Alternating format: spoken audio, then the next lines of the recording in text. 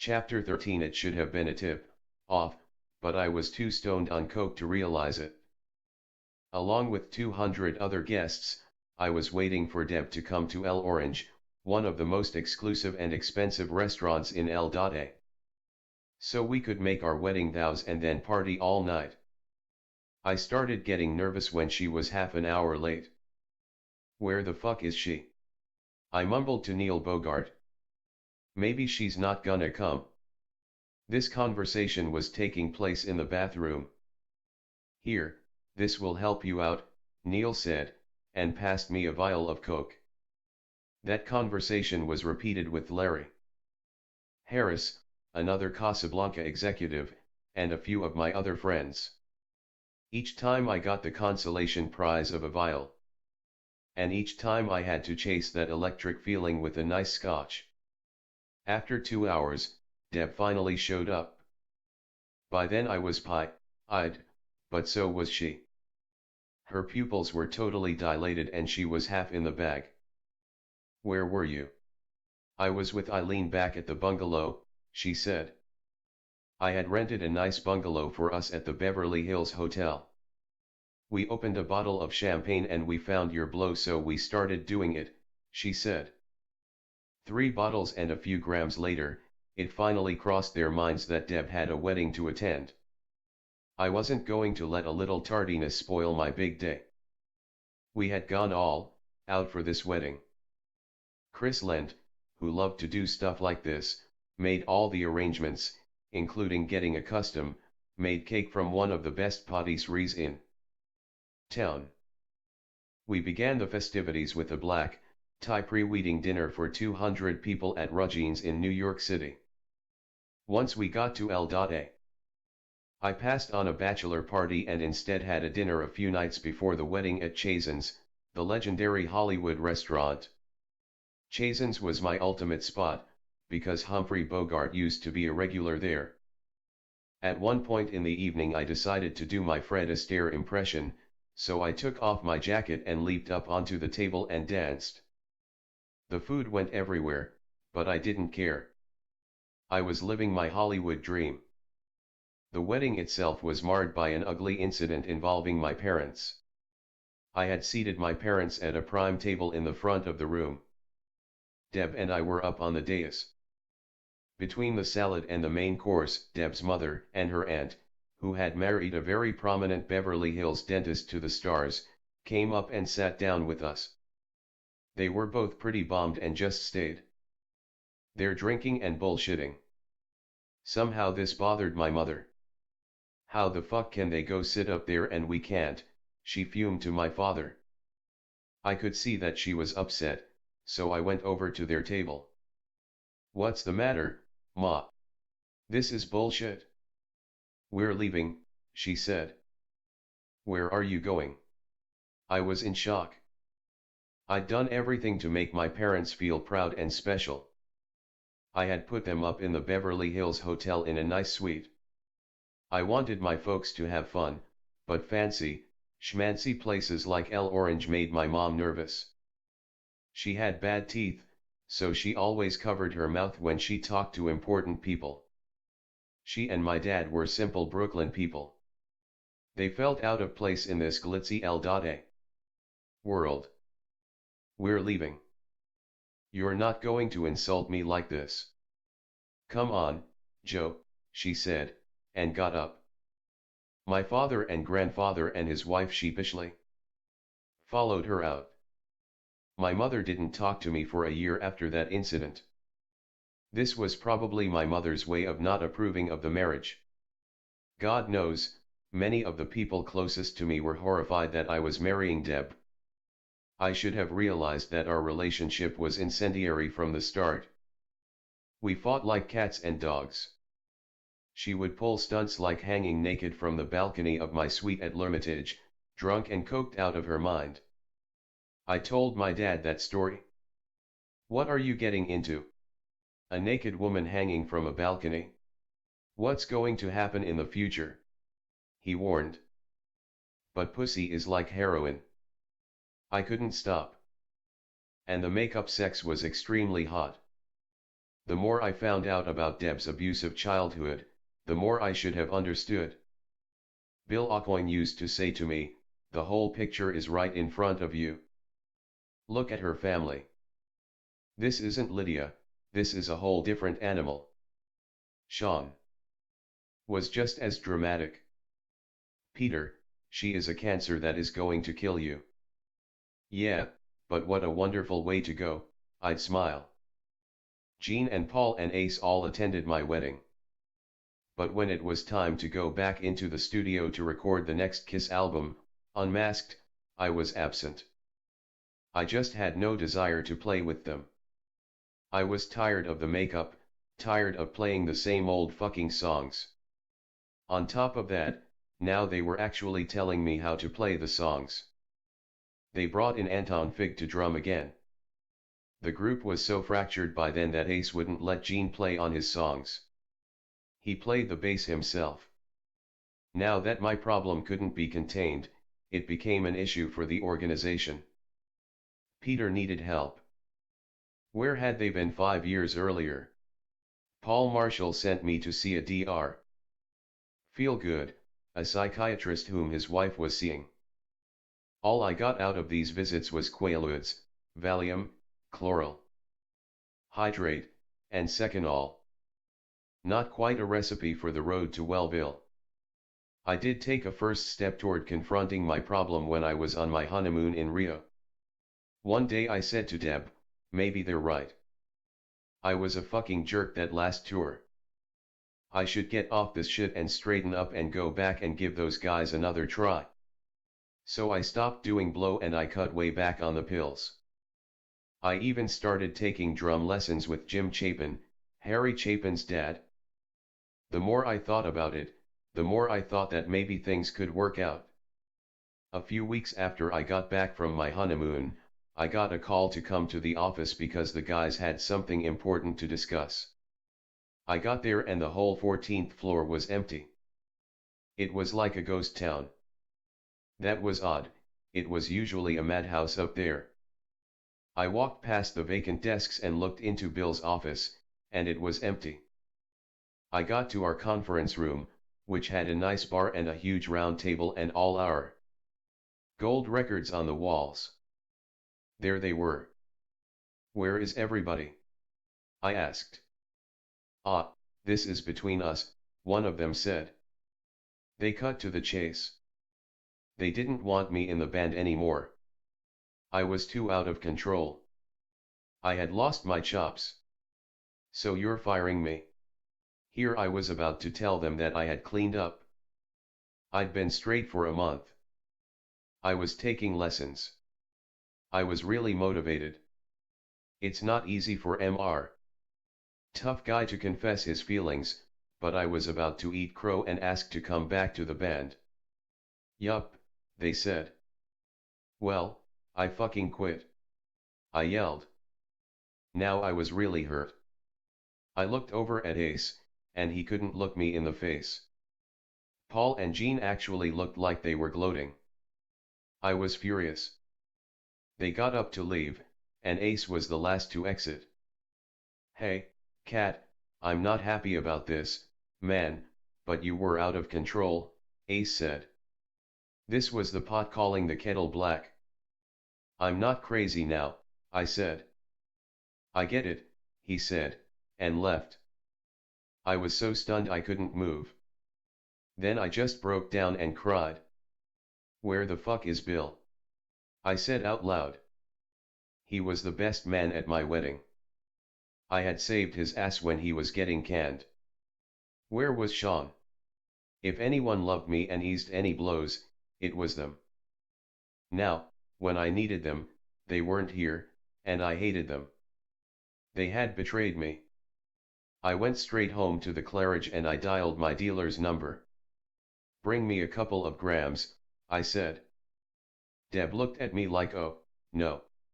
I hung up, cracked open a nice bottle of scotch, poured a drink, drained it, and poured another. I was right back in it. Hey, you wrote Beth, you could get another band together, Deb said, trying to cheer me up. You're still a star, it shouldn't be difficult. She was clueless how hard it was to make it to the top of the ladder. But I knew. With each sip and each snort, I felt my world collapsing around me. Then I just started crying again. I had never felt so hurt in my whole life. A few weeks after that, Ace came by my penthouse. "Kat, I really can't go on without you, it's going to be a nightmare with these two guys," he began. "Look, they're willing to give you another rehearsal. If it goes great, you're back in the band." I knew that Bill had been pressuring them to give me another chance. The Unmasked tour was about to begin, and the last thing they needed was to find a new drummer. "Ace, I don't want to play with the band no more," I said. "I'm burnt out. I love you, but I can't be with them anymore. I'm going to get my own band. You should do the same, you're miserable." "I'm telling you, Kat, I can talk them into it." "Don't talk them into anything. I don't want to have anything to do with them anymore." But I had to admit I kind of liked the idea of going to rehearse with them again. I really wanted to get back at them for all the times that they'd put me and my music down. I had learned some new stuff from Chapin and I wanted to shove it down their throats. The day of the rehearsal, I arrived at the Sir Studio carrying an attaché case and a music stand. I was going to play this out to the max. Instead of the fun, loving, clothes, shedding Catman, they were going to see a new, improved, serious Peter Criss. I set down the attaché case, opened it up, and took out some pieces of sheet music. Then I set up the stand and put the sheets on it. Before I left my house, I decided that I wouldn't show any emotion, any vulnerability to them again. I wouldn't lose my temper, I wouldn't scream, I wouldn't crack jokes. I had never been so serious my whole life, and it really freaked them out. I was extremely locked into myself from the blow. They didn't know what to make of me. "Okay, should we proceed?" I said, and I began to sabotage that rehearsal for spite. I really think that they were sincere about giving me another chance. If I would have played well, I'm sure they would have said, "Let's go for it again." They didn't really want to lose me and all that money that was lined up. Maybe they thought by firing me, they were scaring me straight. I don't know. But I did know that I hated them even more after they fired me. The music stand and the sheet music were props to bust their balls. I couldn't read music that well yet. I had only been studying for 3 months. But Chapin had taught me how to play some really hard beats that were jazz-oriented, so I broke them out. They tried to join in but they were lost. "Can't you follow me, you assholes?" I said. I'm surprised that they played with me as long as they did. I was expecting them to say, "Hey, you fucking bastard. You want to be crazy, we're leaving." But they stayed there for an hour or so, until they were finally fed up and left. At the time it felt like I was throwing my life out the window, but who's kidding who? It really had been over for a long time already. So I was out of the band. We began a series of negotiations, and I wound up retaining my 25% interest in the band. It was a really great deal for me, and I imagine it must have driven Gene and Paul crazy to have to share that money with me. Although I was no longer officially in the band, we kept up the pretense that I was still a member and I was listed on Unmasked as the drummer. I remember that Criss also had me come to a big meeting with Polygram, the company that had acquired Casablanca, where I had to pretend that I was still the drummer for Kiss. The reality of my departure finally hit me the day that we shot a video for Shandy, a song on the new album. When I sat down at that mirror and started applying the makeup, it struck me that it would be the last time that I would be the Catman. Even though I had prayed to get out of that situation, it still hurt. There's a scene in that video where we're walking with our heads down and it reminded me of the Beatles during Let It Be. They knew it was over when they were filming that, and so did we. There was a really strange vibe on the set that day. Everyone seemed so down. When we finished, they rushed to the dressing room and took their makeup off in record time. Ace and Paul walked out without even saying goodbye to me. Gene was still in the room when I sat down in front of the mirror. As Gene was getting ready to leave, I saw that his bass guitar was propped up against the wall. "Hey, Gene, can I have your bass? I'd like to have something to remember the band with," I said. "You really want it?" he said. I nodded yes. "Yeah, you can have it," he said softly. After he left, I sat alone in front of my mirror. Random thoughts started racing through my head. Where did all the years go? Am I making the right decision? Can I ever make it big again like this? And then I just felt so bad that they had left me sitting here alone, like a piece of dirt. My 3 brothers in arms. I cried so hard that all my makeup washed off my face. For the last time. When the organization finally acknowledged that I was no longer a member of the group, they used the stock excuses, creative differences, desire for a solo career, etc. You never read, "We threw Peter out of the band because he was a mad drug addict and he fucked up." That would come later. But at the time, Polygram was fine with me leaving the group, and they gave me a contract for a solo album. They had also bought out Neil and owned Casablanca, so Marx was able to negotiate a very lucrative new contract for Kiss. All this meant that I wasn't hurting for money. I had no idea how much I was worth, but it was more than $10 million for sure. I remember that Deb and I went out to the Four Seasons with Marx one night and he made the huge mistake of bragging to her about how well off we were. "Your husband is richer than God," he told her. "You guys will never be broke." He was drunk. This was not the right thing to tell a woman who spent money like she could. I never had the head for business and money management, and Lydia had taken care of our finances since we'd first been together. So I made the mistake of putting a 20-year-old girl who graduated from the Hugh Hefner School for Wayward Women in charge of our fortune. And Deb had graduated with honors. This was a woman who was into Charles Jordan shoes. I never imagined that there were women paying $2,000 and up for a pair of shoes that consisted of a piece of lace and a heel. Deb introduced me to the world of Rolex and Cartier and Halston couture. I spent a ton of money on a custom-made white lynx coat for her. I would never do that now, because I'm not into hurting animals, but I thought it was cool at the time. I had her wear it to visit my parents in Brooklyn on Christmas Eve one year, and my mother hated it. "What are you, movie stars?" By then my mother was talking to me again. Well, yelling at me. "This is Brooklyn. You got a Mercedes outside, your wife is wearing a white fur coat. What's happened to you?" I began working on Out of Control, my first post-Kiss album, even before the announcement had been made that I had left Kiss. After years of hearing Glickman and Marx constantly telling me I was out of control, I thought I'd give them a sly shout out. Stan Penridge, my longtime musical partner, came up to my place at the Claridge House, and we wrote all day.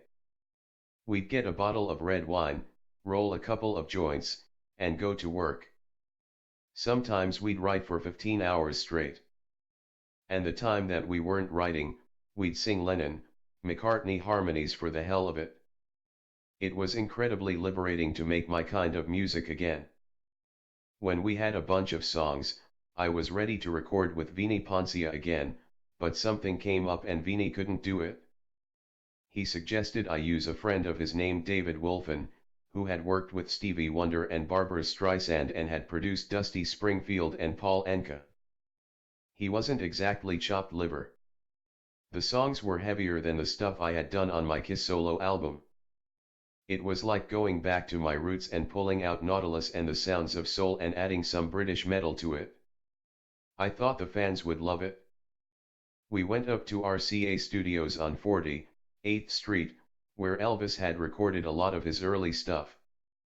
Imagine how excited I was to record in that same big room where Elvis had done his classic tracks. Stan and I put together a great street sounding band with the Young Rascals, New York sound. They were all white Italian kids, but their harmonies sounded soulful. I was so in love with them I was going to take them out on tour. David Wolfen had come up with a song for me called By Myself, which really was about me starting all over. For once in my life I got a chance, I'll take it / I've waited so long, and baby this time I can make it by myself / starting over again. We were going down that road looking for another Beth. Who wouldn't want another People's Choice? The sessions went well, and it was time to come up with an album cover. Originally I wanted to put my face on the cover, since nobody had seen it all those years in Kiss, but Bill and Howard Marks thought it was too soon to expose my face. So I wound up designing a cover that featured a jukebox blowing up and shooting out all these 45s, and one of them was Out of Control. I also had an artist draw Deb, and we put her in the lower left hand side of the frame, running from the exploding jukebox. It had a real pop, Art Warholian feel to it, and Deb looked great. We could have put an actual photo of Deb naked on the cover and the album wouldn't have sold. I could have written contemporary versions of Yesterday and 8 Days a Week, and it wouldn't have mattered because the record company buried the album. After 4 months the record had gone nowhere, and I went up to Bill's office. "Come on, Bill. What did I do wrong?" I asked. He got up and closed the door. "I don't want anyone to hear this, this is heavy," he said. "They blackballed you. The record isn't going anywhere, and they made sure of that. God forbid you should come out with your first record and it was a hit. They actually threatened to take a hike if your record did well. So the record company buried it. Out of Control was released in Europe, but you could hardly find it at all in the States. By this time I was licking my wounds in my new mansion in Darien, Connecticut. Deb had gotten pregnant in the summer of 1980, and I didn't want to raise my kid in the city. My mom was thrilled. I was going to settle down and live the suburban dream again. I wanted to move back to Greenwich. Greenwich was filled with artists, producers, directors, all the cool people. "Nah, you lived in Greenwich already," Criss told me. "You should get something grander. I see you in a big mansion in Darien." Let me tell you something about Darien. Darien was a place where Jewish weren't allowed. They even made a movie about anti-Semitism in Darien called Gentleman's Agreement, starring Gregory Peck as a journalist who passes as Jewish to experience prejudice firsthand. And if you were black, forget about it. No chance. Darien was the ultimate in waspiness. But Criss found us a beautiful 100-year-old colonial house with more rooms than I could count and a guest house on 4 acres. It cost plenty, but that was no problem then. We moved in, and a few months later Deb went into labor. "I'm ready. Get the car, I'll just throw on some clothes," Deb said. I grabbed her suitcase, threw it into the car, closed the door, and ran around and got behind the wheel. And started driving. I was 5 minutes away from the house when I looked over and realized that I had forgotten Deb. So I raced back and she was standing in front of the house, stomach out to here. "Get out of the car," she barked. "I'm driving." I dropped her off at the hospital and went to park the car. Then it was time to wait. Each minute seemed like an eternity. Deb and I had taken Lamaze courses, so I was in the delivery room, breathing right alongside her. She hadn't touched a cigarette or done any drugs while she was pregnant, so that helped me get clean too. So I was totally clear-eyed when I saw the miracle of that little head pop out. They cut the umbilical cord and handed her over to me. I was thrilled. I had desperately wanted a girl. The nurse was cleaning her while I held her, and we put her in a nice swaddling blanket and put the little pink hat on her. I still have the little bracelet made of dice that spelled out her name. After a while Deb told me she was tired and that I should go home. When I got home, I cracked open a bottle of Johnny Walker Black and started calling all these people to tell them that we had a daughter. By the time I got to the 15th person on the list, I was ossified. "We just hayata babbigairul," I said, and passed out. When I came to, it all hit me. I was a father. This was even better than playing the garden. I had a healthy baby girl with an absolutely dead gorgeous woman. Life was good. But having a kid didn't derail our partying. After a while, someone brought over a gram of coke and we did it, and before we knew it we were back to our stupid drug ways. We'd put the kid to bed and break out the blow and champagne. During the week I'd drive in and hang out at the Kiss offices. Hey, it was still 1/4 my office, and Bill was managing my solo career. "Here comes the country squire," people would say when they saw me in the halls. I'd hang around the office for a while, then go out for a martini and have lunch at the Four Seasons or the Palm. Deb would drive in with me and she'd shop and then lunch at the Copacabana. We were both living in a bubble, rock star/playmate. We had a part-time nanny and nothing else to do but shop, drink, get high, and throw parties. By then we had converted a dance room into a rec room with a beautiful 1929-foot Medalist pool table, complete with leather pockets. We filled that room with all my gold and platinum albums, a nice wet bar, and mirrored walls. I never thought of the guys, I never missed the makeup, I never missed the touring. I felt like I had escaped from some prison. We traveled a lot, even when Ginili was an infant. When she was only a few months old we took her and the nanny to Barbados. One day I went out on a jet ski and lost control. It was dragging me all around the ocean.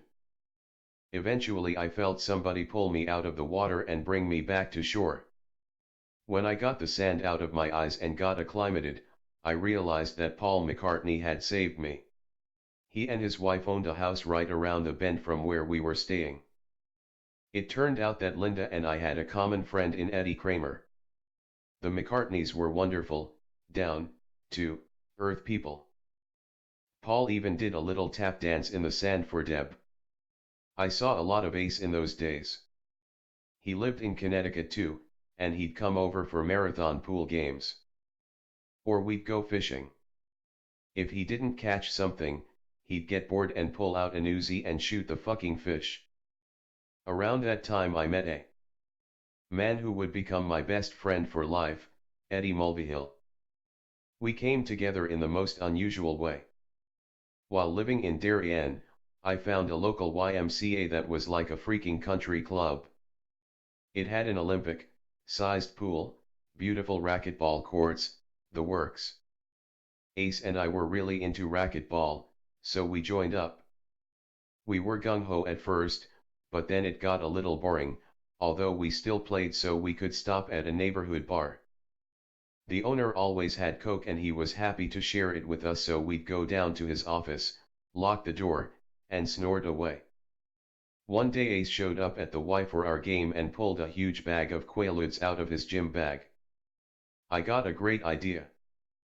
"Why don't we play on ludes?" he asked. "Ace, do you know how fast that ball goes?" "We're going to be playing in slow motion," I said. He thought it would be great, so I caved and we both took 2 ludes. We entered the court, started volleying, and in no time the pills started kicking in. I served the ball and it looked like it was going in slow motion. Boom. Sheng. Ace was waiting for the ball and it darted right by him and he swung about 3 seconds too late. Then the ball rebounded and hit him in the back of the head. Ace rubbed his head and picked up the ball. He started bouncing it and the movement fascinated him. He just watched the ball bounce and bounce and bounce until it finally stopped. Eventually we played while we were both lying down on the court. We looked like two big fish out of water, slowly swinging away as the ball rushed by us. Thank God nobody had cell phone cameras then, because if they did, we'd be all over YouTube. We were both wearing headbands and wristbands and we had on those high-cut pants with tank tops. Finally we just gave up the pretense of even playing the game. We were both lying face down on the court. Ace, did you hit the ball? I slurred. Fuck the ball, Ace said. We were just about to pass out when I rallied. Ace, we've got to get up. They're going to find us in here and revoke our memberships.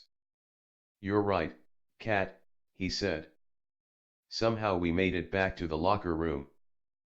Let's take a sauna, Ace suggested. I'm not going into the sauna on 2 Quaaludes, I protested. I'll die in there. It was true. Ace used to go into the sauna straight and he'd conk out from the heat. We'd be in the sauna and he'd pass out. His towel would fall off his body and he'd be naked with his big schlong hanging down. His big balls would be sweating and his mouth would be open. He looked like a giant dead tuna. People would come into the sauna looking like, what the fuck is that, and they'd look at me and I'd shrug and they'd storm out of there. Come on, you fuck, let's get out of here, I'd say. Throw some more water on the coals, he'd stutter. I'd drag his lifeless body out of the sauna and into the showers and blast him with cold water and he'd wake up. One day we went to my bar after the Y at about 3 o'clock in the afternoon and we sat and drank and snorted until closing time. When it was time to close, the owner locked the front door and me and Ace and a couple of other people who were in the bar kept drinking. Finally we heard a boom and looked over and Ace had passed out cold onto the bar. What do you want me to do with him? The owner asked. I don't know, put him in a booth. I'm not driving all the way to Wilton at this hour, I said. All of a sudden, a guy who was sitting at the end of the bar piped up. I'll take him home, he volunteered. Who's this guy? I asked the owner. That's Eddie. Eddie Mulvihill. Great guy. Ace will be in good hands, the owner said. I'll get your boy home safe and then I'll come back and let you know he got home okay, he said. Sure enough, he drove Ace back to his house. He rang the doorbell, Ace's wife Jeanette answered it, and Eddie had Ace over his shoulder. My name is Edward and I'm a friend of Peter's and they were drinking together and Peter asked me to take Ace home. Where do you want him? Put him on the couch, Jeanette shrugged. He dropped Ace on the couch and walked back to the door. Nice meeting you, he said. Nice meeting you, Jeanette answered, and closed the door. Eddie came back to the bar.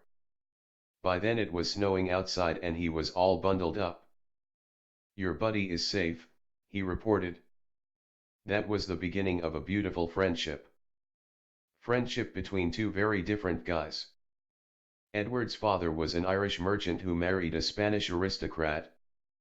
He grew up on a plantation in Spain, pampered by many servants. I brought out the bad boy in him and he showed me real friendship. We had a ball together. I was getting a little bored from all this fun, so I decided to go back into the studio and do another solo album. This time I made sure that Vini Poncia was available to produce. I couldn't have been happier working with Vini again. We met and discussed ideas for the album. I want you to sing the best you're ever sung in your life, he told me. I don't want you to worry about the arrangements, I don't want you to worry about drumming, I just want you to worry about how you're going to walk into the studio and blow me away with your voice and sing these songs like they've never been sung. I could dig that, especially when I saw the material that Vini was suggesting I do. We did a great Russ Ballard tune, Let Me Rock You, that was the title song of the album. We did a cover of the great John Lennon song Jealous Guy. Vinny even persuaded me to do a song by Gene, Some Kind of Hurricane, that had been a Kiss outtake. After hours of debate, Vinny promised me that he'd do a dynamite arrangement complete with great female backup singers, and he was right, it was a monster. We recorded the instrumental tracks in L.A. Then went back to New York City to lay down the vocals. One night it started snowing heavily, and Big John, who was my bodyguard again, told me that there was a kid who had been waiting outside the studio for hours to get my autograph. I told him to go home, but he won't, John said. He says he's been following you guys since '72. He used to stalk you when you were living in the Claridge house. He and his pal would wait outside for hours until you came down to walk your sheepdog. Get the fuck out of here, I said. I'm telling you, Peter, this guy is crazy. I had to see this guy for myself. I went down and saw this big chubby kid shivering in the cold. Hey, how you doing? I greeted him. Oh my god, it's Peter Criss, the kid said. We started talking for a bit, and he told me that he lived in Long Island in Brentwood with his parents and his name was Vinny Gonzalez. Then he told me that his mother was 100% Italian. I'll tell you what, I said. You know who Steve Stevens is, right? We're going to do a song that Steve wrote for me tomorrow night. If you bring 2 trays of lasagna and 1 tray of meatballs and sausage with spaghetti, I'll let you upstairs to hear the session. Vinny rushed home and had his mother, Nancy, cooking all night. The next day I got to the studio at 5 p.m. And Vinny was standing there with 4 big shopping bags full of food. I was a man of my word, so I let Vinny up into the studio. Steve Stevens, the lead guitarist of Billy Idol's band, had written a great song called First Day in the Rain and played on the track. Vinny was thrilled to be there to witness it, and Vinny and I developed a relationship. Deb and I visited his house. Another time I brought my parents to his house, and his mother, who is the sweetest lady I know, cooked us a killer meal. That night, Vinny had the whole neighborhood waiting outside for our limo to pull up. He took us downstairs to his basement, where he had erected an altar to Kiss. He had every merch item we'd ever put out. He had my cymbals, he had drumsticks, he even had our underwear. Vinny is one of a kind, but he is emblematic of all the Kiss fans, the greatest fans in the world. Vinny Ponzia had gotten an all-star cast to play on the album. I spent some time with the vocal coach, and it really showed in the grooves. I was proud of Let Me Rock You. It was probably the best I had ever sung in my life. The songs were all classy. They were made for me. Each one was better than the next. And at last, they were going to put my face on the cover. We got our lawyer Paul Marshall's wife to take the photo, and I loved it. Bill even hired a press agent to make me feel good. But it was all a charade.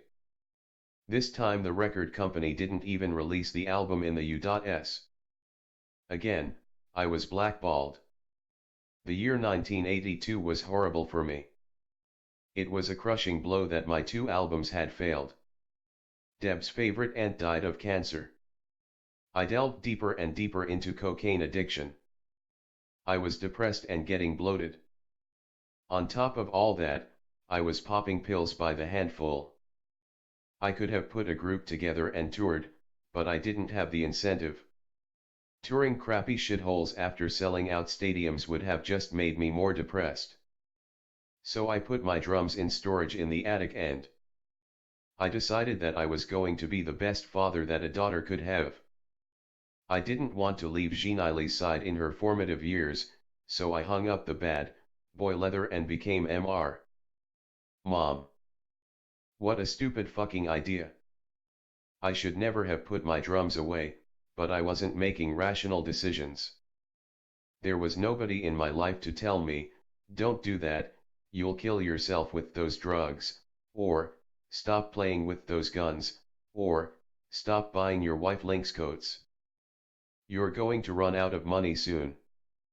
I really needed my grandmother or my Uncle George to slap the shit out of me, smack me back to reality. I loved my family, but I was never close to my siblings. It was as if they were living in another world. I felt like a total loser, sitting out in the richest county in the country, surrounded by fucking wasps who despised me and everything I stood for. I had a huge house with big black custom-made wrought iron gates to keep the world out. It worked. Nobody was coming to see me. The cocaine had completely changed my personality. I didn't want to go out anymore. I was starting to get paranoid, convinced that there were people outside watching the house. I believed my phone was bugged. I started carrying a gun 24/7. And then I got a phone call from Sean Delaney. Sean had broken up with Bill Aucoin and was living in San Francisco. He had just written a rock opera called Spotlights and Lonely Nights, and he wanted me to sing on it. So he sent me a tape and I listened to it and it was brilliant. I played it for my mother and she cried like a baby. "You can't let this one go by," she urged me. "This is a piece of genius." The lyrics were sensational. Spotlights and lonely nights, I guess that's the game I'm in. The song was all about groping for stardom and then getting distracted by drugs. I called Sean to tell him how much I loved the song. "We need to do this together," Sean said. Remember the old days? Both of us were misfits at this stage of our lives, both estranged from Kiss. So I told him to come out and stay with us. He flew out and we got down to work. Every day, Sean taught me how to sing the song operatically, like Freddie Mercury would. After a few weeks of really working hard, Sean said, "I need a little break. Would you mind if I flew in my lover from San Francisco?" So the boyfriend came out, and he brought a ton of blow. Instead of working, it became party central. And when Deb and Sean were stoned on coke, it was like dealing with a gargoyle with two heads. They'd go crazy. I got into a huge argument with Sean about how his lover was distracting us from working, so the boyfriend got irate and went home. Sean started pouting. He was really busting my chops, and I was on coke and booze and Valiums, so I was in no mood to take his shit. I went upstairs and grabbed a 357 Magnum. When I came back downstairs, Deb and Sean were playing with Ginili in the kitchen while the nanny cleaned up. I confronted Sean. "The only way I can think of getting you to shut the fuck up is to shoot you and bury you in the fucking bushes out there," I said. With that, I let one off aimed at the ceiling and there was a huge boom. Smoke poured out of the sides of the barrel. Sean screamed like a chick and went running out of the kitchen. Meanwhile, the nanny was in shock. She'd never seen anything like this. Deb was holding on to Ginili for dear life, looking horrified. I started chasing Sean through the house, but somehow he found the doorway that led to a side door out of the house. He started tearing ass down the gravel path and I was running behind him, but I couldn't catch up to him. Sean ran 2 miles into town and went into the local police station. He told them that I had gone mad and I was holding my wife and our nanny at bay with a machine gun and grenades. Now the cops were in fear of their lives if they responded, so sure enough they dispatched 6 cars, filled with SWAT teams, all in total riot gear. They were ready for war. I came back inside the house and Deb and the nanny and Ginili were huddled under the kitchen table. I had a feeling that Sean was going to the cops, so I grabbed a few more guns and went out the back of the house and over to the guest house, which was a converted carriage house.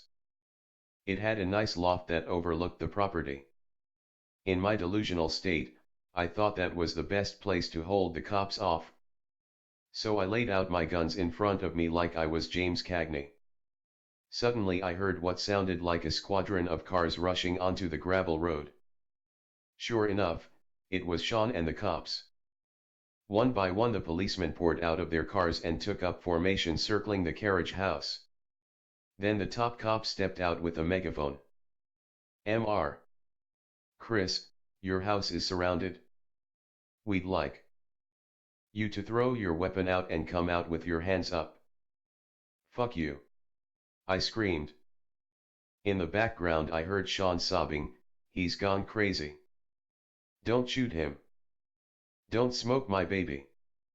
Deb and the nanny had come out, and I saw lights coming on in the nearby houses and cars pulling up on the side of the road looking in. Well, if I was going to go out, I'd go out in a blaze of glory. This is how out of my mind I was. I hadn't slept for days, I was totally coked up, and now I was going to go out in a blaze of glory? I'm a fucking musician, I'm not public enemy number one. "Peter Criscuola, where are you? I can't shoot it out with the cops, I'd get killed." There was probably a police sniper with a bead on my fucking stupid face ready to blow me to kingdom come. "We really don't want to hurt you, Mr. Criss," the head cop said. "Please throw out your weapon and come out of there with your hands up. We're here to help you." "All right," I said, and I threw one gun out and slowly walked out with my hands up. Then, like in the movies, they put me up against the car and patted me down, but they were really being gentle about it. Meanwhile, they sent a guy into the carriage house and he came out with my arsenal. "Jesus, was this guy expecting a war to break out?" he said. They grabbed the guns and put them in another car, and then Sean got into one of the cars and we all drove back to the station. At the station, they sat me down behind an interrogation desk and a senior officer pulled up a chair. "You want some coffee, Peter?" he said amiably. "I don't want no fucking coffee," I spat back. "Come on, be nice. Let us give you a cup of coffee. You'll feel better." So I drank the coffee. "This is a very conservative community," he began. "That's why I live here," I interrupted. "I respect that," he said.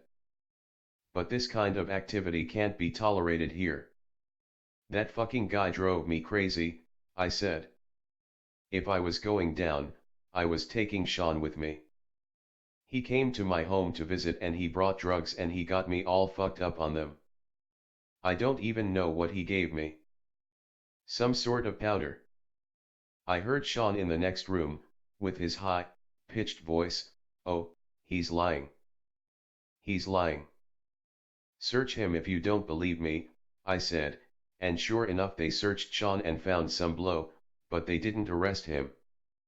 They gave him 12 hours to get on a plane back to San Francisco. Then they turned their attention back to me. "You know we can't let you go home, okay?" "What? I'm going to jail?" I protested. "No, we're going to put you up tonight in a suite at the Marriott down the road. You'll spend the night there, and when things are right again between you and your wife, we'll give you back your guns. But right now, your wife doesn't want you back in the house. Maybe she'll change her mind tomorrow." This was Darien style justice. So I went to the hotel and got my first good sleep in days. The next day I woke up and thought, "Oh, God, what the fuck did I do?" I went home, but Deb was still furious with me. "I'm leaving, this is it," she told me. "I've had it with you. You're out of your mind. I'm taking the baby and going to California." They left. And I started partying. I went into the city and picked up 2 8-balls of coke and some pills. For weeks I was drinking and drugging by myself, distraught over losing Deb and the baby. It got worse and worse and lonelier, but I couldn't reach out to anybody. By then I had gotten the guns back from the police and I would roam around the house aimlessly, with a gun strapped to me, totally paranoid. My nose would be bleeding because I couldn't get any more coke up it. One night I was sitting at the kitchen table with a loaded 357 Magnum, an ounce of blow, and a huge jar filled with uppers and downers. It was a scene straight out of Scarface. I was mumbling, so this is it? This is it? I've got a huge house, 3 cars, millions of dollars, and I'm miserable and I got nobody. For what? I picked up the gun and walked down the steps into the cellar. I figured that if I would shoot at the walls, which were composed of big gray stones, the bullet might ricochet and hit me in the head and that would spare me from having to kill myself. So I aimed the gun at the far wall and boom, I fired the gun and I heard a couple of pings and that was it. I fired the gun again. Ping, ping, I heard. This was bullshit. I was going to try it one more time. I shot again, and this time the bullet hit a pipe and it blew up and water started pouring out of the pipe. I didn't even give a shit. I went back up the stairs and went up to my bedroom and passed out. The next morning I woke up in a daze and remembered that I hit the pipe. I went to walk down to the cellar and the water was almost up to the top of the stairs.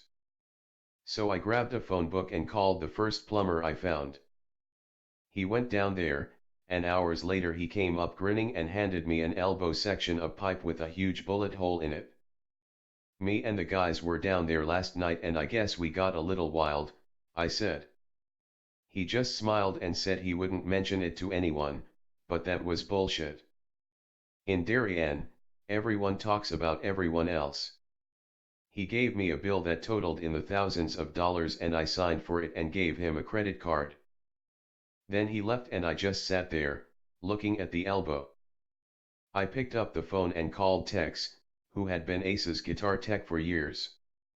He came over with a gal named Mary Joy, who used to dress us on the road. Tex took one look at me and shook his head. "Catman, you look like you're going to die," he said. "I feel like I'm going to die, man. I'm at the end of my rope.